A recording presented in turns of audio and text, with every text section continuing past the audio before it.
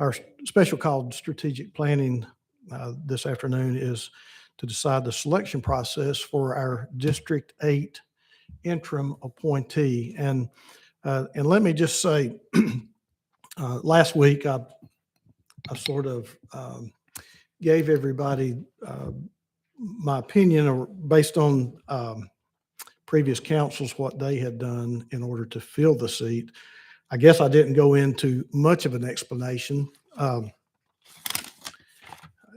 My reasoning behind this, I guess, is I think every one of us, or at least if I were running for that seat, I would certainly want to be appointed to that position before the election. So whether actual or not, I think it is a perceived advantage to be appointed to that seat prior to the election. And I think it's the desire for this council for us to have free and fair elections. And what I mean by free would be free from any kind of council influence. And I know I heard some mention last week that it could be a negative impact. And again, I would say there would be some influence there, whether negative or positive. I feel like that appointing someone to that seat in the interim term would lead to some council influence in that election. And that was my reasoning behind going with asking or preferring that candidates make a public statement that they would not seek election if they filled an interim position. And the desire would be to see that people, and I think there are some people out there that wouldn't mind filling in for an interim position, but would not want to run for election. And then there are obviously some that would want to pick up qualifying papers and run for that election. And if they want to run, then I would say don't submit your resume for filling the interim. Now, with that being said, I know last week that we did have several that didn't agree with that position. So my hope is that this afternoon that we could at least find some consensus about for going forward, and whether we place restrictions on our candidates or not. I understand that it would be non-binding. There's nothing legally that we could do to prevent them from running if they apply for that position. But I think by asking them to make a public commitment not to run, you're giving the public your word, your commitment that you're not going to run. If that is the case, then I would expect them to hold to it. So what I would like to do is just get some feedback from the council, if there's any discussion, and then I would like to kind of do a roll call to see if we can reach some consensus on whether we place restrictions on applicants or not. Councilman Smith. Thank you, Mr. Chair. You may have just answered my initial question. Is this the only item, at least that we're discussing at this point, or were there other areas that we needed to resolve from your plan? In the process, and thank you, there was one other item that we will need to decide, and that is whether we would ask the election commission to have a runoff if someone failed to gain 50% plus one, or if the top vote getter is the one that's declared the winner. I think there is some precedence in prior special elections that just the top vote getter was declared the winner. In my opinion, here again, I think in order for that position, for that seat to have the same dignity as the rest of us, that we would require a runoff so that position could govern with, let's say, 51% of the vote or better. So yes, there are two items that we do need to discuss as far as the process. One would be whether we ask the applicants for the interim position to make a public commitment not to run, and whether we would like to see a runoff for this particular special election or not. The charter simply says in March, if no candidate gets 51% of the vote, there'll be a runoff in April. But it does not address special elections. So Councilman Smith, you still have the floor. Thank you, sir. So as far as the two items up for discussion, I made my position known last week. I still believe in that, and that we should not place that restriction on the appointee. I do not want to prohibit anybody's right to run for election. And I also, considering it's a short span of about 3 months, if we were so fortunate to appoint somebody that made a big enough splash in 3 months, then yay us. I don't have a problem with that. I think we should be looking at the applicants as the best person to fill this seat for District 8, not the best person willing not to run and just sit here for 3 months to hold the seat. So for me, I feel like we should just take applicants. We can always choose somebody that only wants to be a caretaker. I just simply don't believe we should make that a mandated restriction. And then I also believe that we should have a runoff. Everybody up here faced that as a challenge, and it's 50% plus one. I think everybody that serves up here should also have the same requirement. So I definitely agree with the runoff, sir. Thank you. Councilwoman Dotley. And I agree with Councilman Smith in that I don't believe there should be any restrictions. The community should have the choice of who they want to vote for, whether they're interim now or decide to run in, I guess, August. So I just wanted to express my support for not having restrictions, allowing that person to run. And the bottom line is we have no legal right to stop them from running, from being a candidate. There's nothing binding. And I just think they should have that right to run if they so choose to be a candidate, because the assumption is they're getting in this seat so that they can run later.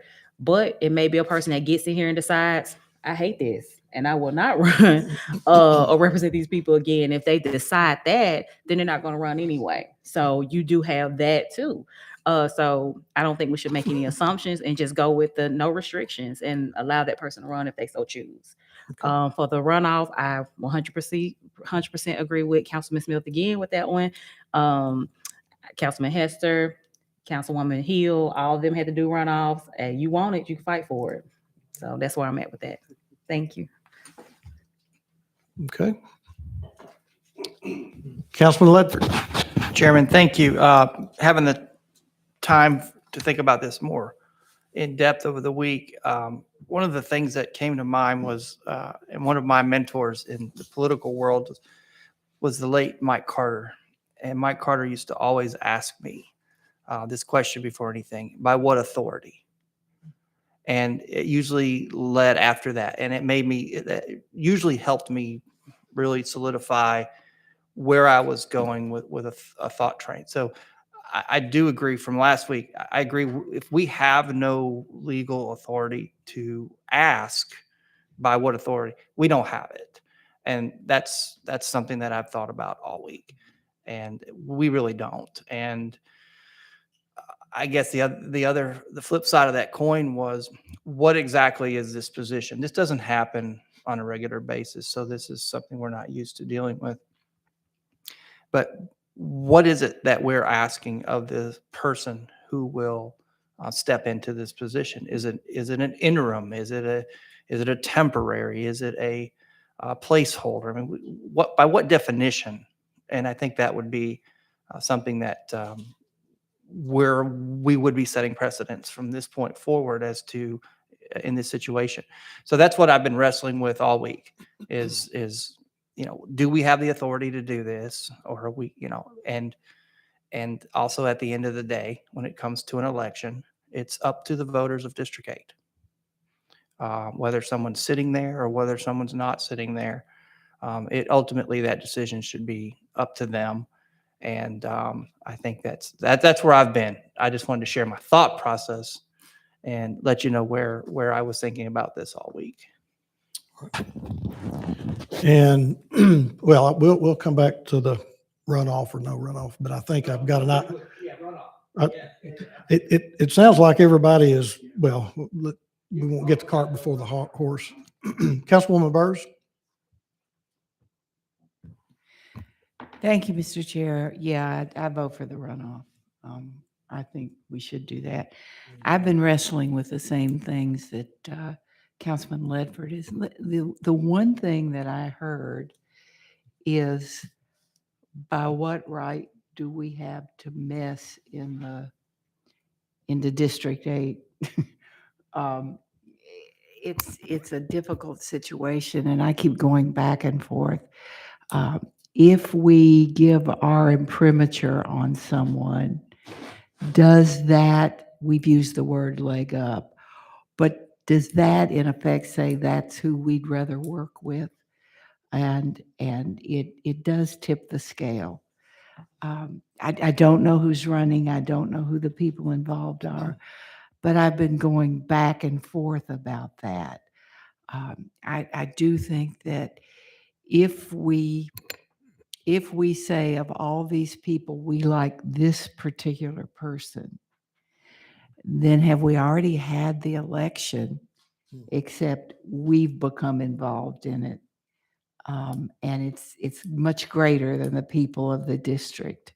And I very much respect the right of the people of the district.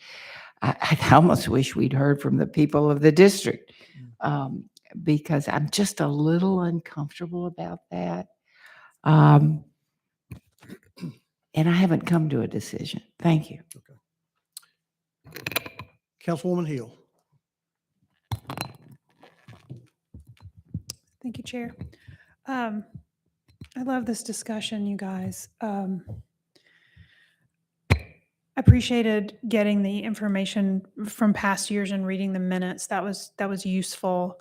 I'm definitely a systems thinker, and I'm looking for the process that this body might follow 2 years from now, 11 years from now. And so I do appreciate how that process has worked in the past. As a citizen, I am, like many people, very frustrated with the way that government works, and often works to its own benefit, not so much the benefit of the people. And you might think about the fact that government is one of very few, if perhaps the only, multi-billion, trillion-dollar industry that has low customer satisfaction ratings, and yet continues to perpetuate and regulate itself. So I see this as a breath of fresh air of us stepping back from an authority that we have to affect an election. There is plenty of precedent to show that a body like ours making an appointment makes a statement and gives a person additional authority. There is a lot of space for a body like ours to make a decision that is not necessarily what the people would make. And I've seen that a lot in the county government. So when I think about this decision, it's not just for one time, it's for in perpetuity.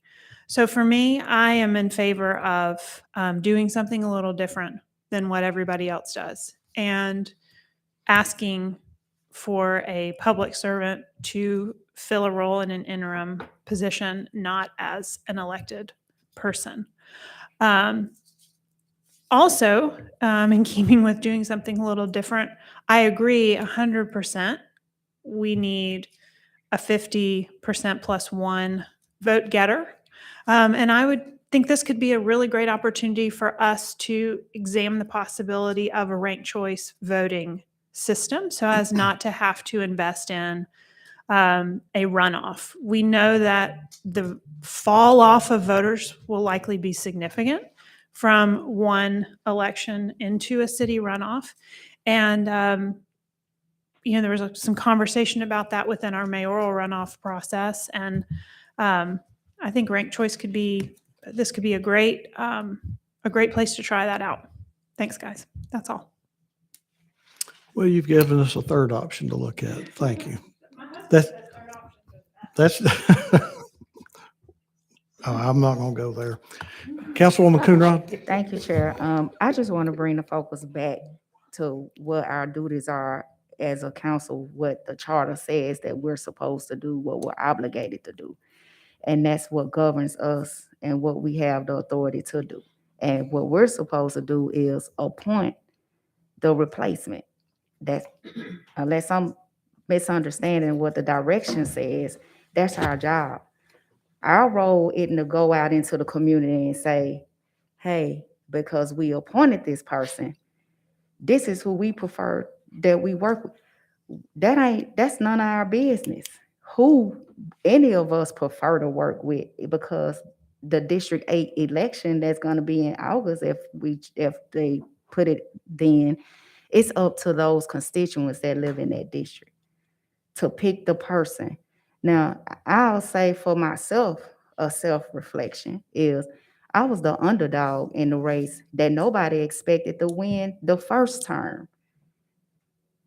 And because of my background and all the things that I heard from people is, oh, she may not be the one that we want to work with. We would prefer to have Yusuf because of his experience. But the end result is the people that voted for me wanted me to sit here. Although I'm thankful for my colleagues who said, hey, we welcome Councilwoman. Her background has nothing to do with it, but that wasn't a decision that you all would have made in order for me to serve in this capacity. It was up to the constituents that live in District 9. So I just wanted to preface that to move on from that is that we sometimes get away from what our duties are. We've got to focus on what our duties say according to this charter of what we're supposed to do.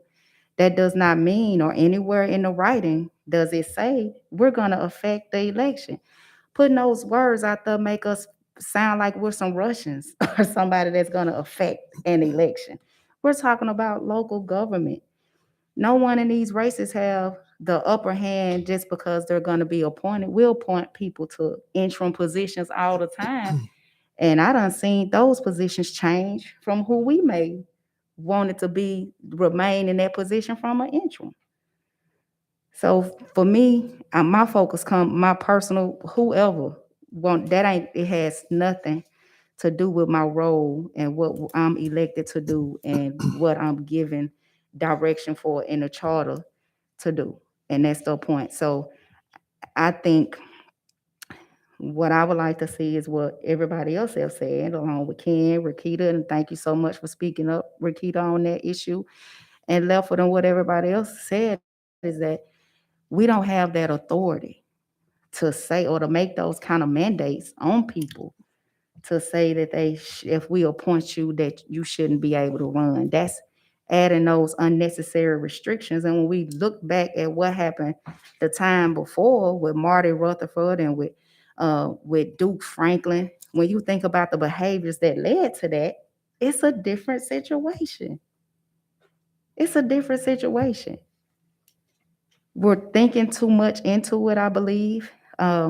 We're adding things that shouldn't be there that's gonna lead other people to think that we're trying to impact a seat in the wrong way. And that's the furthest thing from the truth when we really just want to appoint the next person so they will have a representation. That's what the charter say. Or do we even have to appoint anyone? Can we just say, hey, let's just let them run for the seat? Either way, we have to have somebody in the seat, whether if we're gonna appoint them, whether if they're gonna run for it, whoever it's gonna be. That's it. Now, the runoff, I do agree with the runoff. Let's just go ahead and, we check that off our box, but I think that we adding too much fuel to something that we shouldn't be. No one is getting a leg up in this race. All kind of conversations is taking place in the wrong way. That, just this past week, how many people I've heard say, don't appoint anybody white to the seat. Don't appoint this person. None of that shouldn't even matter. It don't matter what color that you are. It's all kind of people that live in these districts. And people should want the best person that's going to fairly represent them in a way. So if that person happens to be white, so be it. If it happens to be black, so be it. As long as you're represented in the right way, according to what the laws, the guidelines say that our duties are as a council person. So Chip, if we don't have any more discussion, like I really want to move forward with the vote. Well, I want to make sure everybody has heard before we move to a vote.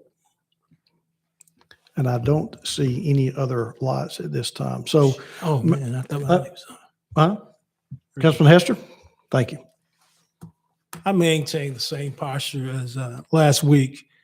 And I'm in agreement with Councilman Ledford, Councilman Smith, Councilwoman Dolly, and Councilwoman Coonrod, that we shouldn't restrict the person from running. And as Councilwoman Coonrod stated, it's just a appointee. We don't go out and tell folks in the community who to vote for. And I've seen it, as you stated, the person may come here and don't want the job. So we should limit that person from, if they do decide to run, and we're not buying it too, as Councilman Ledford said, to that, they can run. If we tell them not to run, they still can run. So I know when I was going through seminary school, they always told me, I wanted to be this great expositor. But they always say, keep it simple, stupid. Why don't we just keep it simple? Just leave it the way it is. Allow them to run. It's not, we can't limit them anyway. So I think we should just move on. And Councilwoman Coonrod, Councilwoman, you ran in a runoff, and I think it should be 50+1. You know, it's just something about that runoff. And I think that the community deserves that runoff, that 50+1. That's my stance for that. Thank you, Chairman. Thank you, sir. So in order to reach a clear consensus, what I'd like to do is ask the clerk if she would take a roll call. And on the first item, just simply state your preference for restrictions or no restrictions. In other words, no restrictions is they can apply to fill the seat and be free to run for elections. Or if you would like for them to make a public commitment not to run, then you would voice restrictions. So does everybody understand what I'm asking you to do, just so that I'm clear on a consensus? Restrictions or no restrictions, Madam Clerk? Councilwoman Coonrod. Councilwoman Dotley. No restrictions. Councilwoman Burrs. No restrictions. Councilman Hester. No restrictions. Councilman Ledford. Councilwoman Hill. Restrictions. Vice Chairman Smith. No restriction. Chairman Henderson. Restrictions. That was Five. yes.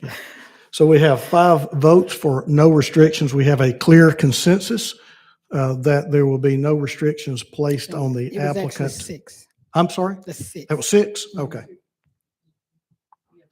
6. I'm sorry. Well, it still a clear consensus that we'll have no restrictions placed on applicants that would like to apply for the interim position.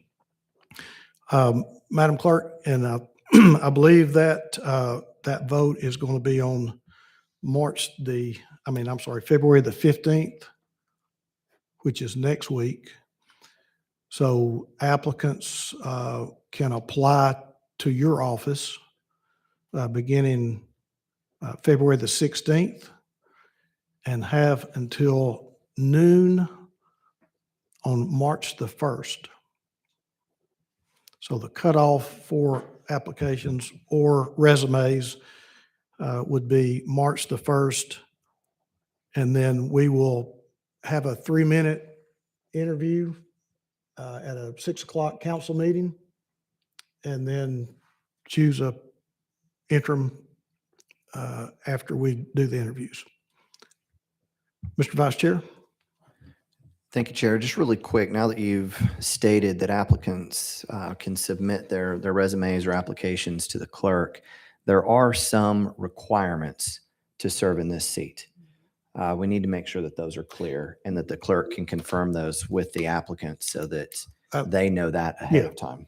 Yeah, that's I correct. just wanted to remind everybody of that. I think, Madam Clerk, you had a statement that went out and it pretty much kind of laid out the qualifications, the residency and yada, yada. Yes. Okay. Thank you. Thank you, sir. Mr. Vice Chair. Now, I believe I heard everybody say that they felt like there should be a runoff, which I concur, but just to make sure we've got consensus again, I'm going to ask the clerk if she would do a roll call, and this time it's either runoff or no runoff. Councilwoman Hill? Well, or a third option, ranked voice. That's fine.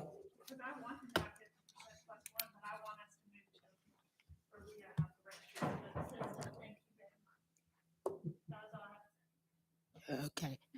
I didn't understand that. Ranked choice. Ranked choice. Okay. Councilman Ledford?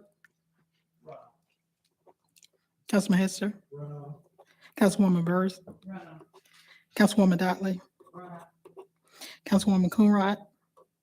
Councilwoman Hill, I want to say, when you were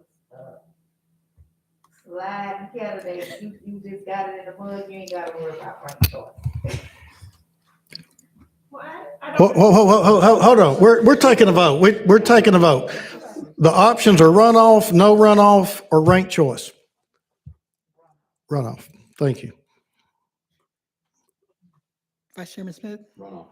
Chairman Henderson? Runoff.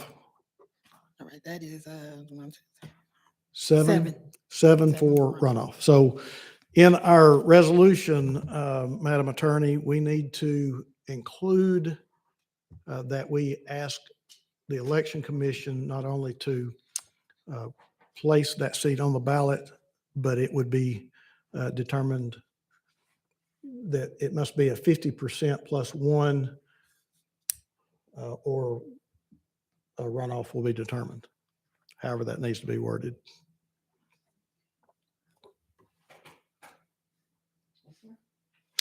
And also on that note, Maria sent out a revised agenda, but it still has the confirmation after declaring the seat vacant. So well, at least the last revision I got did. The confirmation vote needs to come before declaring the seat vacant. Okay? All right. I think that takes care of all of our matters that we needed. Is there anything else about the selection process that we need to cover that I may be missing?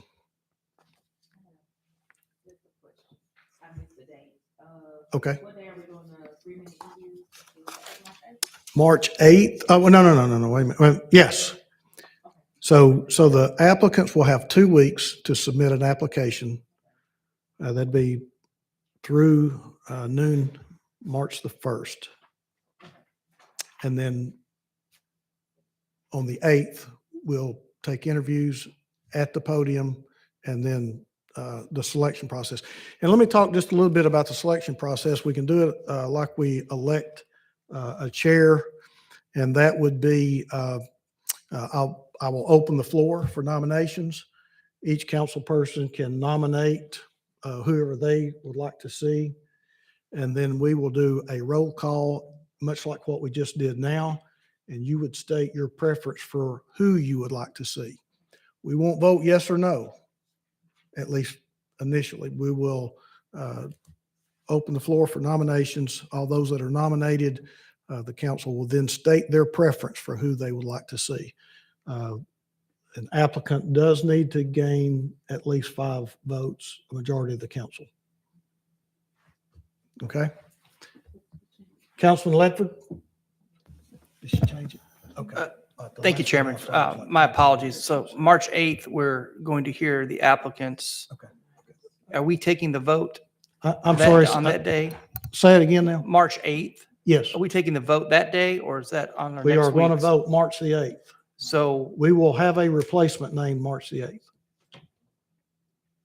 So in a 2-week period, you'll have a week to review all resumes and letters of interest, okay, make any phone calls that you would like to Okay. make, listen to a 3-minute presentation, and then nominate. that's the part that I needed clarity. Thank you. All right. Any other questions about the replacement process? All right, good work, council. With nothing else, we do need an attorney-client privilege we will have back in the council conference room. I adjourn the meeting.